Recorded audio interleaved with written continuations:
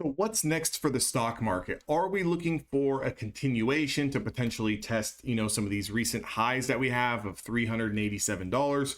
Or are we looking at the next leg down? So we're going to go ahead and kind of get into the technicals here. What we're starting off looking at here is the NASDAQ 100 ETF, which is the triple Qs, right?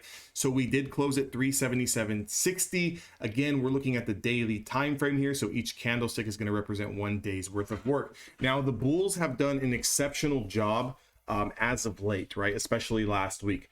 We reclaimed all of those moving averages, the 5, 10, 20, 50-day moving average, which is the very, very significant one. We did that 4 days ago here. You can see that on the 29th of August.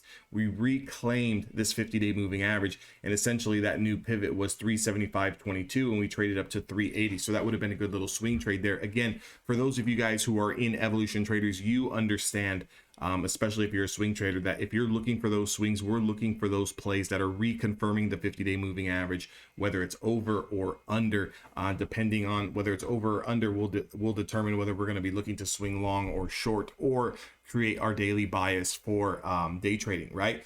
So again, what we're looking at going into this week here, we're looking for a price of 381 to get confirmed on the triple Qs. If we can get a price of 381 to get confirmed on the triple Qs, I would expect us to run up into this price action that we had here in late July, at least start to test 383 or 384, somewhere in this vicinity before we do pull back.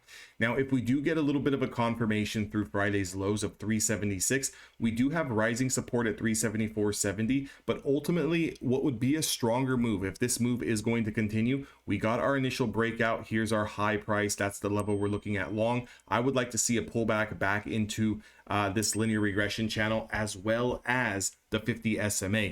Now, if we can get that back test, that would be pulling us into around 371, 372. And the reason why I say that would be a much stronger and better move for the bulls is because if we pull into this area where it was the original breakout spot, then in this particular situation, we could hold this for 1 to 2 days and then start to move up to the upside. We're going to want to start to get long once we show that we can hold this for at least 1 or 2 days and start to take out a previous day's close there, and then start to play it back into 381. And obviously we're going to hold runners to see if we can start to push up higher. Now, again, our max kind of supply here on the daily time frame is going to be sitting at around 398. So that would be our potential if we do start to get over this whole range. And here I would look for another break, pull back, and then a continued move into 398. That would be strong for the bulls. Now, if we do come down and we start to test and we chop and we come down and we start to lose this 50 SMA again for the second time, I'm going to look for the price of 366 to hold. Okay,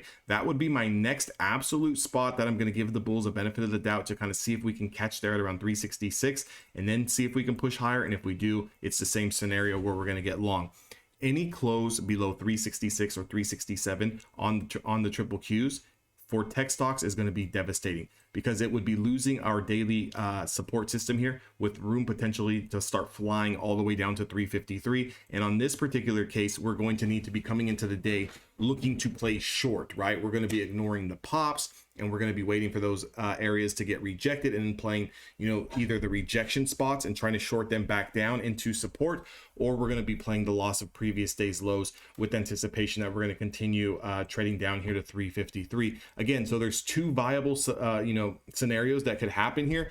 We just need to be ready for one. It doesn't really matter. As long as we understand that we can pull back, consolidate, and then rip, we need to be thinking long. And as long as we understand that we can pull back into these supports, and if we do lose this level, we need to be 100% thinking short, just like we need to be 100% thinking long. Here in this particular situation, you're going to be well prepared and better to tackle these markets. So again, I would allow maybe 1 or 2 days to kind of, fizzle itself out here to start the week. Again, it's going to be a shortened trading week just due to the holiday on Monday. But again, 381 to the long side, I'm 100% long. Again, I'll still let this pull back. I'm not really going to be too focused on the shorts here. Again, let's see if we can pull back into some support. We can hold it, and then we can bounce, and in intraday we'll find those little pockets and areas where we can kind of bounce those stocks. Again, if you guys are interested in watching the live stream where myself and the Evolution Traders are trading each and every single morning, there's a community post on my page. So just go to the community post section. You're going to see a special little something in there, or check the link down in the description box below. But again, we have daily watch lists. We have an online community. We have video courses.